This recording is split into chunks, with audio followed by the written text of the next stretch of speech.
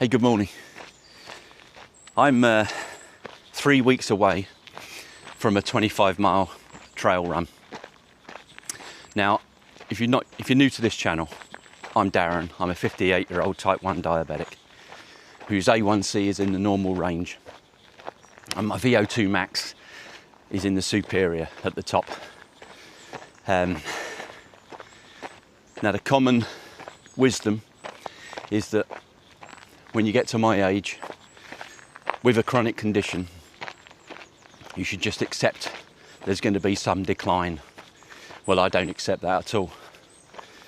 So today, I'm here to tell you that the only barriers that are out there are the barriers in other people's minds. It isn't in mine. So enough talking, let's start running.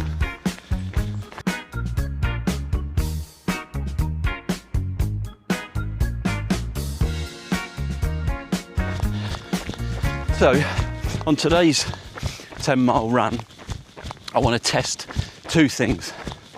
I want to test that I can stay at around 10-minute miles and remain in zone 2, maybe zone 3. And also I want to check and test my blood sugar control at that pace and at that heart rate.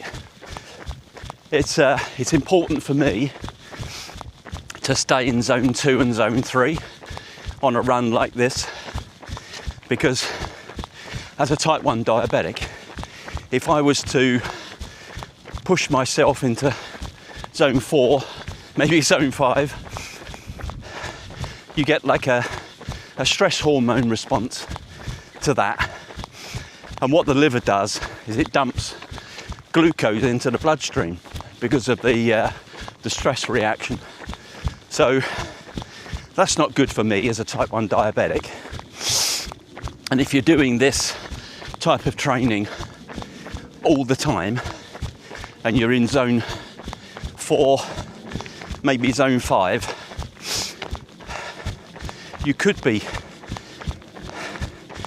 under sort of chronic stress, especially if you're not recovering well. And that sort of build-up of cortisol and stress hormones in your system is not great. So it's certainly not good for me. So that's what I'm testing on today's run.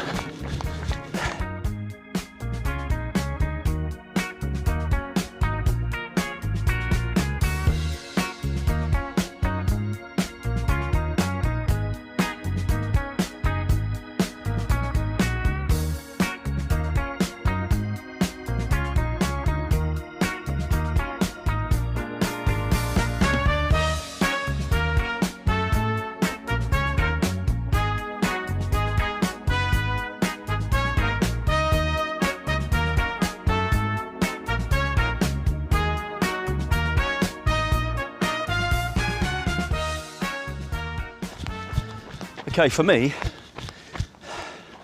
running on the trails is not just about zone 2 training. For me, it's strength training. It's a great way of helping to protect your joints. You're not letting them waste away. So the rough terrain, the inclines, the declines, all help to strengthen your lower legs, your ankles, your knees, even your hips. Other ways you can strength train is farmers' walks, you know, picking up a couple of kettlebells and doing sort of laps and circuits, goblin squats, normal squats, air squats. You don't even need weight. But obviously the big one is rucking, putting some weight on your back and going out doing zone 2. Really good for your core, really good for your legs, really good for your general health and fitness. So I always recommend a combination of all those things. So I'm at mile, I've just gone past mile 7. I'll just show you my watch. You see that? I think you can. Right, so I've just gone past mile 7. That last mile was a little bit slower. So I just sort of stopped, had a drink, and had a few jelly babies. My blood sugar's spot on.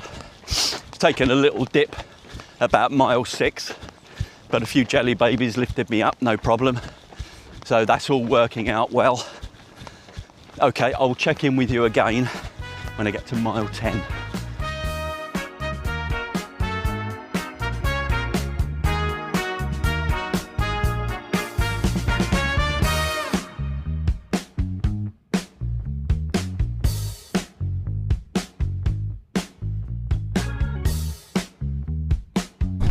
Okay, I'm about 8.5 miles in, something like that. Going well, no problems. And I've just been thinking back there that we get told that as you get older, you should accept a bit of a decline.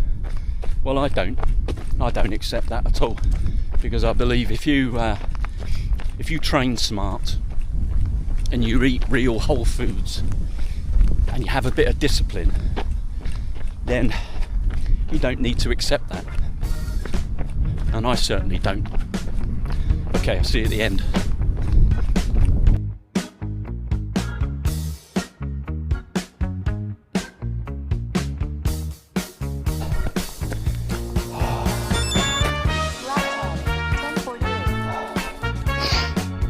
Okay.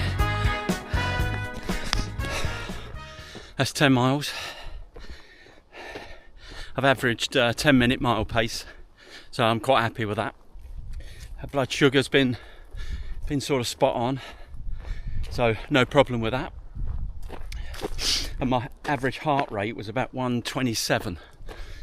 So again, I've stayed in zone 2, stroke zone 3 for the whole 10 miles really. So I put that down as a success. So next week I'll be mixing up my training with 3 to 4 5-mile trail runs, just with light kit on, and then I'm going to do a few ruck sessions, like 5-6 mile, maybe with like 20 pounds, just for the strength and conditioning it does for me legs.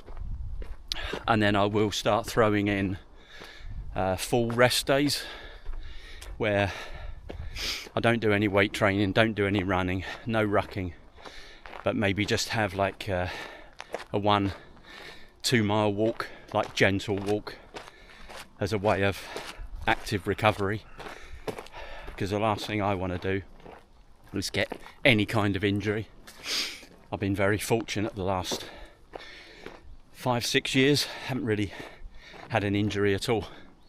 I've had a few sort of niggles, sort of a little bit of ankle pain, and that was just resolved with less miles, bit of active recovery, and eating the right foods.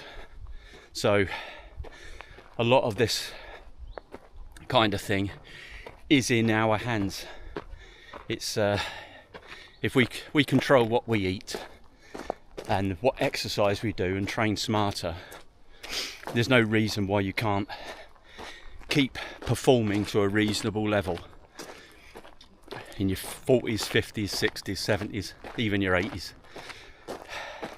And I know my good friend out in San Diego, he's in his 80s, but he's still going for it. Best wishes to you, Rick, I think your name is. Outstanding. I like some of your comments, I really appreciate that. So tomorrow I'm going to have a gentle recovery day, and maybe just do 1 mile, 2 miles walking. Tonight I've got some leftover beef chili. I'm going to load that up with some cheese, a bit of guacamole, give me some protein that'll help me recover, and all good actually. I'm quite happy that in 3 weeks' time, when I try the 25 miler, then I'm not concerned at all. I've got a good core strength, My VO2 max is still at the top end, so I've got everything going for me at the moment. But you know, let's see what happens in the next few weeks. I'm going to sort of document my my training for the next couple of weeks, and then just before I do the actual 12-mile trail run, I'm going to give you a breakdown of what kit I use. I've had loads of questions about my trainers, my running shoes, my rucking boots. So I'm going to show you all what footwear I use, what socks I use, because socks are just as important as the actual footwear themselves.